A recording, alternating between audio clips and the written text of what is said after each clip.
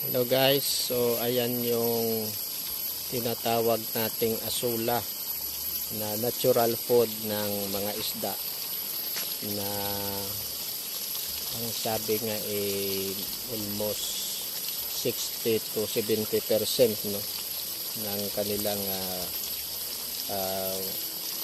pagkain ay pwedeng manggagaling dito sa asula pag meron kayong maraming asula.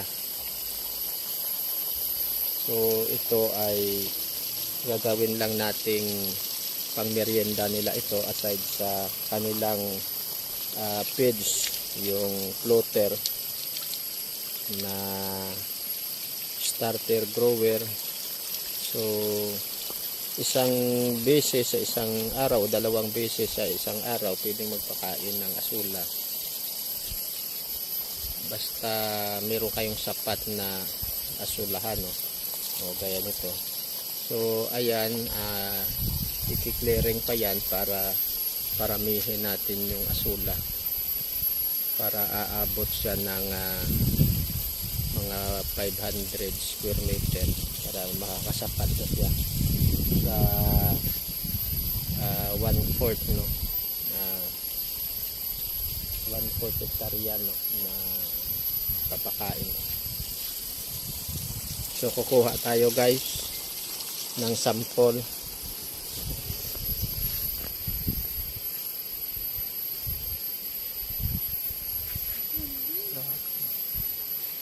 Hawakan mo lang. Hawakan yung sample.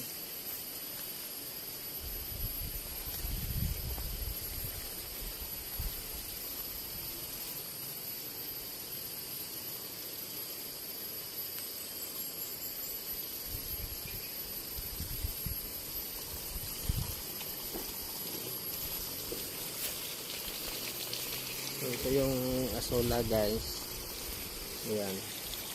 So pagka marami na ito, kakapal yung lumot niya. So yung lumot niya, yun din ang pinakain ng mga isda. Subukan natin. Tapon natin.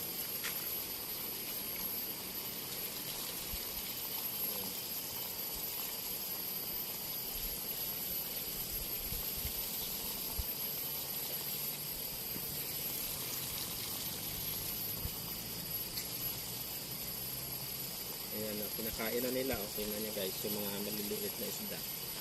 Ayan. Ayan, pinakain na. So, ayan.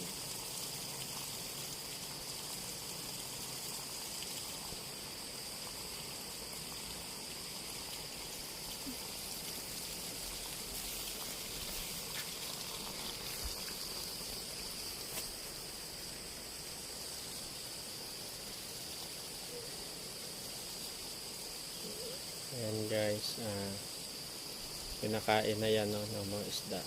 Kunti. Mga maliliit na isda. Marami ng maliliit na isda.